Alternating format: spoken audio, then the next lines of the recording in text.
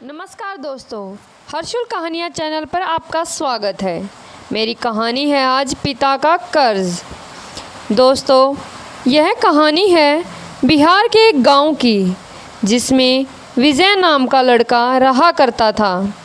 बचपन से ही पढ़ाई में होशियार विजय अपने मम्मी पापा की आखिरी उम्मीद था। विजय के दादा ने अपने समय में बहुत कर्ज ले लिया था, जिसको चुकाने में पापा की पूरी ज़िंदगी मजदूरी में निकल गई। उसके पापा के पास थोड़ी सी ज़मीन थी, जिससे उनका गुजारा नहीं हो रहा था। पापा की तबीयत मजदूरी करने से ख़राब रहती थी, पर पापा विजय को इस बात का एहसास नहीं होने देते थे।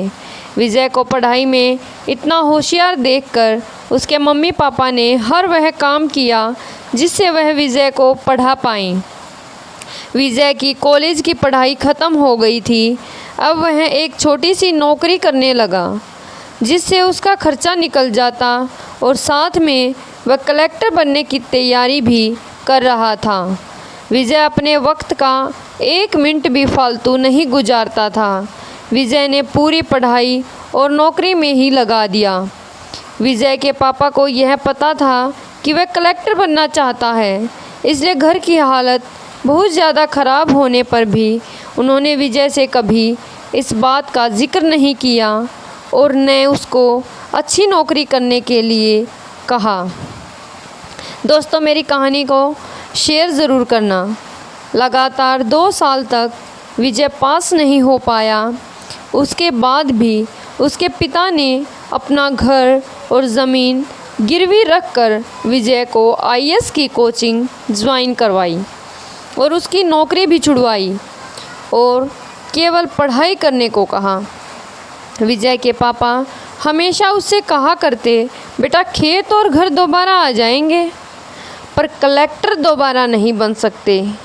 आज पूरे साल पढ़ाई करने के बाद विजय का रिज़ल्ट आ गया, जिससे वह अच्छे नंबरों से निकल गया। आज उसके पिता से ज़्यादा खुश और कोई नहीं था। ऐसा लग रहा था जैसे विजय का सपना पूरा होने वाला है, पर भगवान को कुछ और ही मंजूर था।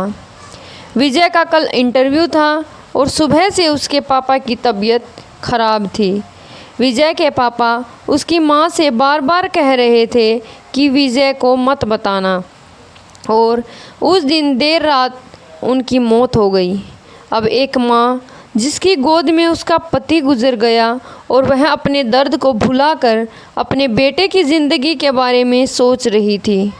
माँ ने पड़ोसियों तक को इस बात का एहसास नहीं होने दिया कि उसका पिता अब नहीं रहा।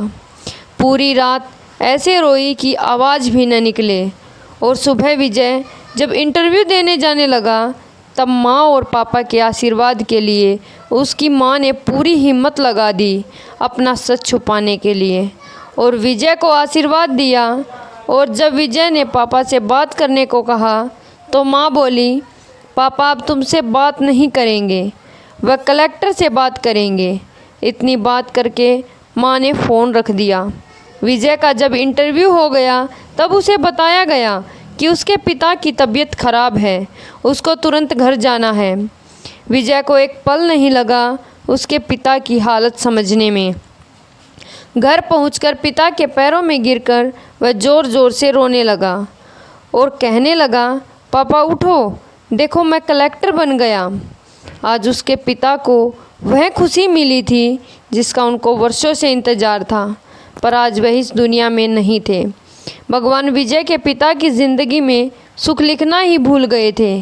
पहले वह पिता के कर्ज में ज़िंदगी भर मजदूरी करते रहे और फिर बेटे के सपनों के लिए वह ज़िंदगी में कर्ज लेकर आए और कर्ज लेकर चले गए। विजय के पिता भले ही ज़िंदगी में कुछ हासिल न हुआ हो, पर वह अपने लड़के को इस काबिल बना गए कि वह अपने 7 पुश्तों को भी बैठे बैठे खिला पाए। विजय की माँ ने जो उस रात किया, उसको करने का जज्बा बहुत कम लोगों में होता है। जब विजय कलेक्टर बनकर घर आया, तब माँ ने विजय से कहा, बेटा तुमने आज इतना बड़े बन गए हो कि हज़ारों गरीबों का भला कर सकते हो। जब भी तुम्हारे सामने कोई गरीब मदद मांगने आए, तो अपने पिता और मेरे बारे में सोचना। मैं तुम्हारे बराबर पढ़ी लिखी और समझदार तो नहीं हूँ, पर इतना ज़रूर जानती हूँ, गरीब आदमी की बहुत मजबूरी होती है। तुम कभी किसी का बुरा मत करना। दोस्तों, इस कहानी से हमें यही शिक्षा मिलती है कि वक्त कितना भी ख़राब हो, हम उसे बदल ज़रूर सकते हैं और माँ और बाप के एहसानों को हम कभी नहीं उतार सकते, पर हम अपने कर्मों से उनकी इच्छा ज़रूर पूरी कर सकते हैं। तो ये मेरी स्टोरी है जो आपने पढ़ी कि कैसे विजय के पिता का जीवन लग गया उसे कलेक्टर बनाने में। जब भी कोई किसी पोस्ट पर या जीवन में बहुत ऊपर किसी पद पर पहुंच जाता, तब उसमें बहुत सारे लोगों की मेहनत और त्याग लगता है। जब हम 2 मिनट में किसी को अच्छा या बुरा कह देते हैं, तब हम अपने जीवन का संघर्ष भूल जाते हैं। किसी अधिकारी, नेता या बिजनेस बुरा भला कहने से पहले उसके पीछे की मेहनत और त्याग के बारे में ज़रूर सोचें। धन्यवाद दोस्तों।